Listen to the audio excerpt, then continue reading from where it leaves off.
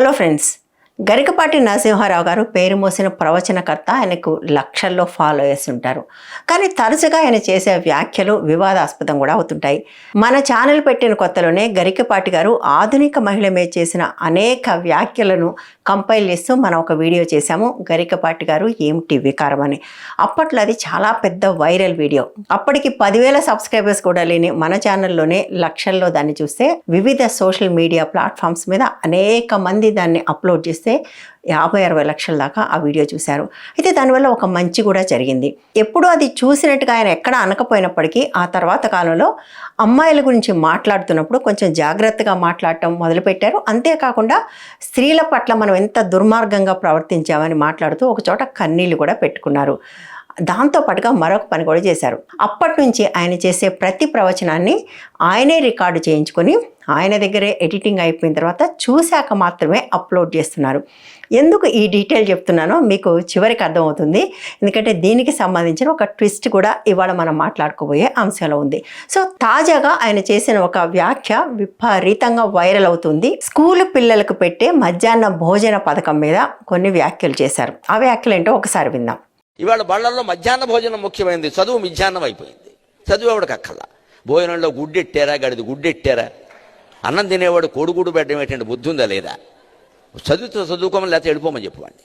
అయితే అంతటితో కూడా ఆయన వదిలేయలేదు. దీని మీద చాలా ఎలాబరేట్గా మాట్లాడారు, అది కూడా విన్నాం. అసలు పిల్లలకు భోజనం పెట్టడం ఏంటంటే వాళ్ళ భోజనాలు వాళ్ళు తెచ్చుకోమని లేదా మానేమానండి. అంటే పిల్లలకు భోజనం పెట్టి పుస్తకాలు ఇచ్చి యూనిఫార్మ్ ఇచ్చి ఇన్ని ఇస్తే వాడు చదువుతాడా? శోభనం పెళ్లి కొడుకులో మంచం ఎక్కి కూర్చుంటాడు. భోజనం పెట్టి పుస్తకాలు ఇచ్చి యూనిఫామ్ కూడా ఇస్తే వాళ్ళు శోభనం పెళ్లి కొడుకుల్లాగా తయారవుతారు, చదివేం వస్తుంది. వింటున్న వాళ్ళలో ఎంతమందికి అభ్యంతరకరంగా అనిపించిందో నాకైతే తెలియదు, కానీ నాకైతే చాలా చాలా దారుణంగా అనిపించింది. ఒకటి, ఆయనకు అసలు భారతదేశం గురించి, భారతదేశంలో ఉన్న ప్రజల గురించి ఏమీ తెలియదని. రెండోది, ఆయనకి సుప్రీంకోర్టు పట్ల కానీ రాజ్యాంగం పట్ల కానీ ఏమీ గౌరవం లేదని. మూడోది, అసలు ప్రపంచవ్యాప్తంగా కూడా ఏం జరుగుతుందో ఆయనకు తెలియదని అర్థం. లేదా ఆయనకి పేదవాళ్ళ పట్ల అత్యంత చిన్న చూపైనా ఉండాలి. ఇవాళ గవర్నమెంట్ స్కూళ్ళకు ఎవరు వస్తున్నారు? సమాజంలో అట్టడుగున ఉన్న వాళ్ళు వస్తున్నారు. ఆయన, నేను ఇక్కడ చూస్తున్న వాళ్ళు చాలామంది గవర్నమెంట్ స్కూళ్ళలో చదువుకున్నారు. కానీ ఇప్పుడు గవర్నమెంట్ స్కూళ్ళలో ఆ స్కూల్లో పాఠాలు చెప్పే టీచర్ల పిల్లలు కూడా చదువుకోవట్లేదు. ఎవరు చదువుకుంటున్నారు? సమాజంలో అట్టడుగున ఉన్న కులాల వాళ్ళు, అట్టడుగున ఉన్న వర్గాల వాళ్ళు మాత్రమే వాళ్ళ చదువుకుంటున్నారు. ఈ పథకం కింద స్కూళ్లలో 11 నుంచి 12 కోట్ల మంది పిల్లలు భోజనం చేస్తున్నారు. ఇంతమంది పిల్లల కోసం ఈ దేశం ఖర్చు పెడుతున్న డబ్బులు ఎంతో తెలుసా? కేవలం 12,500 కోట్ల రూపాయలు. అంటే ఒక్కొక్క విద్యార్థి మీద పెడుతున్న ఖర్చు అరౌండ్ 1000 రూపీస్. స్కూల్ ఉన్న రోజుల్లోనే ఈ భోజనం పెడతారు కాబట్టి ఈ భోజనానికి ప్రభుత్వం పెడుతున్న ఖర్చు 4 నుంచి 6 రూపాయలు మాత్రమే. అంటే పిల్లలకు పెట్టే 5 రూపాయల భోజనం మీద ఆయన ఎట్లా ఏడుస్తున్నాడో చూడండి. దేశంలో అత్యంత పేదలైన వాళ్ళు మొట్టమొదటిసారి చదువుకుంటున్న వాళ్ళు. ఎందుకంటే ఒక్కసారి ఎంతో కొంత చదువుకొని సామాజికంగా కొంచెం పైకి వచ్చిన వాళ్ళు ఎవ్వరూ కూడా పిల్లల్ని గవర్నమెంట్ స్కూళ్ళకి పంపించట్లేదు. గవర్నమెంట్ స్కూల్స్కి వస్తున్న వాళ్ళందరూ కూడా ఫస్ట్ జనరేషన్ ఎడ్యుకేటెడ్, మొట్టమొదటిసారి బడిమొహం చూస్తున్న పిల్లలు మాత్రమే ఇవాళ ప్రభుత్వ పాఠశాలకు వస్తున్నారు. సో వాళ్లకు పెడుతున్న భోజనం తప్పు, ఎందుకు పెట్టాలి? చదువుకుంటే చదువుకోమనండి, లేకపోతే లేదు అని అన్నాడు. అసలు ఈ భోజనానికి చదువుకున్న లింక్కు సంబంధించి అనేక రీసెర్చెస్ జరిగాయి. ఈ రీసెర్చెస్ అన్నిట్లోనూ తేలింది ఏంటి అంటే, న్యూట్రిషన్ సరిగా ఉన్నప్పుడే బ్రెయిన్ కూడా సరిగా పనిచేస్తుంది అని. ఆకలితో ఉన్న పిల్లలు ఏమీ నేర్చుకోలేరు. చాలాసార్లు పిల్లలు చైల్డ్ లేబర్గా మారడానికి కారణం ఏంటంటే, ఇంట్లో ఉన్న వాళ్ళందరూ పని చేస్తే తప్ప తిండి దొరకని ఒక పరిస్థితి ఉంటుంది. అందువల్ల చాలామంది పిల్లల్ని తమతో పాటు పనికి తీసుకుని పోతున్నారు. ఈ మిడ్ డే మీల్ ప్రోగ్రాం చూపించి అటువంటి పిల్లల్ని బడిమెట్లు ఎక్కించడంలో అనేక మంది సక్సెస్ అయ్యారు. ఆ సక్సెస్ రేట్ ఎంత అంటే 10 to 15% ఎక్స్ట్రా ఎన్రోల్మెంట్, అంటే 10 నుంచి 15% మంది పిల్లలు అదనంగా ఈ పథకం వల్ల స్కూళ్ళలో ఎన్రోల్ అయ్యారు.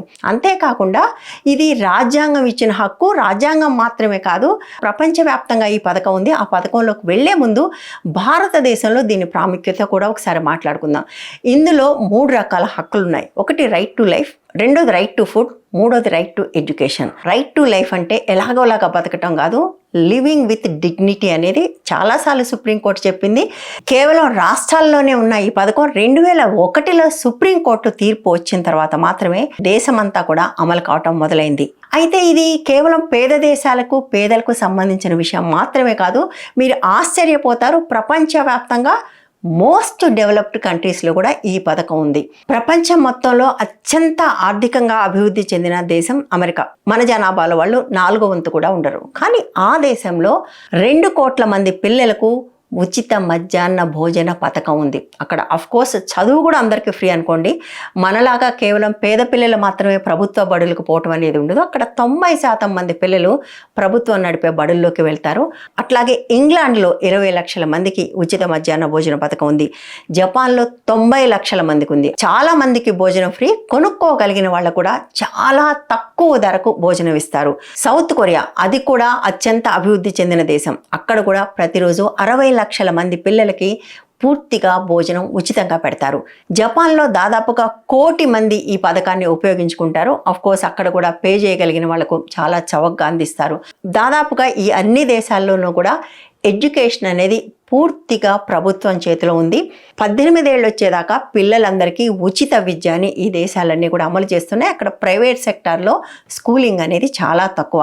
సో పబ్లిక్ సెక్టార్లో ఉండే ఈ స్కూలింగ్లో పిల్లలందరికీ భోజనం ఎందుకు పెడుతున్నారు? మరి ఆ అభివృద్ధి చెందిన దేశాల్లో వాళ్ళు భోజనం తెచ్చుకోలేరా? తెచ్చుకోగలుగుతారు కదా, అయినా కూడా ఎందుకు పెడుతున్నారు అంటే, ఇంటి నుంచి వచ్చే భోజనం సరైన న్యూట్రిషన్ ఉండొచ్చు, ఉండకపోవచ్చు. కాబట్టి ఒక బ్యాలెన్స్డ్ భోజనం అనేది పిల్లలందరూ ఒక్కటైనా తినటం చాలా ముఖ్యమని నమ్మటం వల్ల, ఇంతకుముందు చెప్పాను కదా, న్యూట్రిషన్ లీడ్స్ టు లెర్నింగ్. సరైన న్యూట్రిషన్ ఉంటేనే సరిగా నేర్చుకుంటారు. సో సరైన న్యూట్రిషన్ ఉన్న ఒక వెల్ బ్యాలెన్స్డ్ మీల్ని అందరు పిల్లలు ప్రతిరోజు ఒక్కసారైనా తినాలి అనే ఒకే ఒక్క లక్ష్యంతో ఈ దేశాలన్నీ కూడా అక్కడ చదువుకుంటున్న పిల్లలకు ఈ భోజనాన్ని అందిస్తున్నాయి.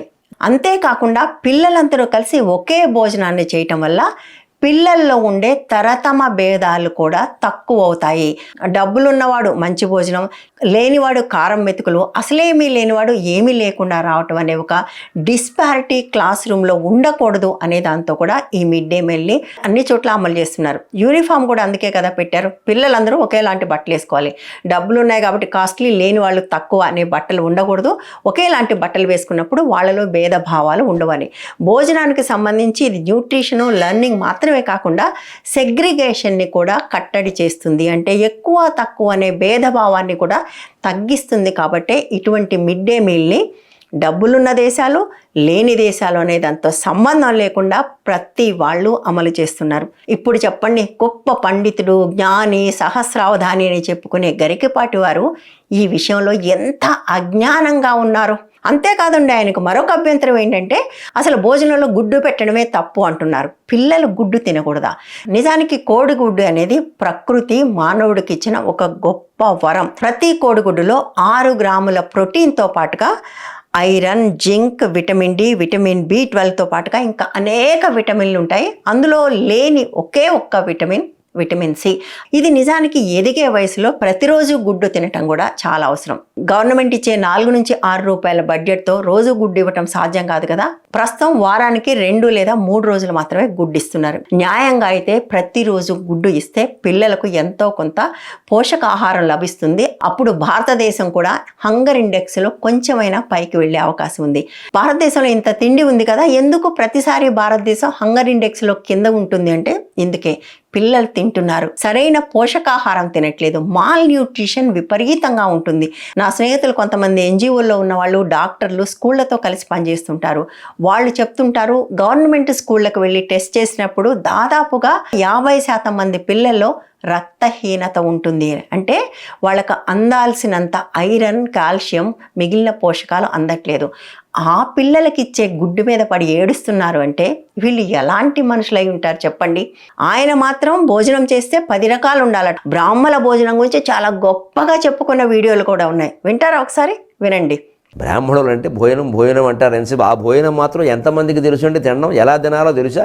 మొహమాటం లేకుండా చూద్దాం. ముద్దపప్పు వేసుకుంటే ఆవకాయ నంచుకోవాలి, కలగలు పప్పు, మామిడికాయ పప్పు, దోసకాయ పప్పు లాంటివి వేసుకుంటే చల్లమిరపకాయలు నంచుకోవాలి, కూర వేసుకుంటే పనసపొట్టు కూర సహా, వంకాయ కూర సహా ఏదైనా సరే అందులో గుమ్మిడిగా నంచుకోవాలి. మళ్ళీ పచ్చడి వేసుకుంటే, గోంగూర పచ్చడి వేసుకుంటే ఎవరన్నా చూస్తుంటే పచ్చిమిరపకాయలు నంచుకోవాలి, ఎవరు చూడకపోతే పచ్చి ఉల్లిపాయలు నంచుకోవాలి. మనలో మనమాట, ఎవరికి చెప్పకండి. ఆయన కిలోలు నెయ్యి పోసుకొని రకరకాల కూరగాయలతో పప్పుతోటి భోజనాలు చేయొచ్చు. కానీ ఇంట్లో ఒక కూర చేసుకోవటం కూడా చాలా అరుదుగా ఉండే కారం మెతుకులు తినే కుటుంబాల్లో పిల్లలకు మాత్రం గుడ్డు ఇవ్వకూడదట. ఎందుకు? ఆయన వెజిటేరియన్ కాబట్టి అందరూ వెజిటేరియన్స్గా ఉండాలి. కానీ ఆయన చాలాసార్లు ఎంత కాంట్రడిక్షన్ ఉంటుందో తెలుసా మీకు?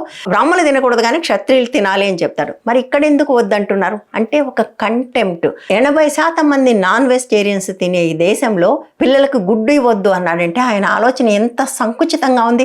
అసలు ఏ బ్రాహ్మణ పిల్లలైనా ఇవాళ గవర్నమెంట్ స్కూల్కి వెళ్తున్నారా? వెళ్ళేదంతా కూడా ఇతర కులాల వాళ్ళే, వాళ్ళందరూ గుడ్డు తినేవాళ్లే.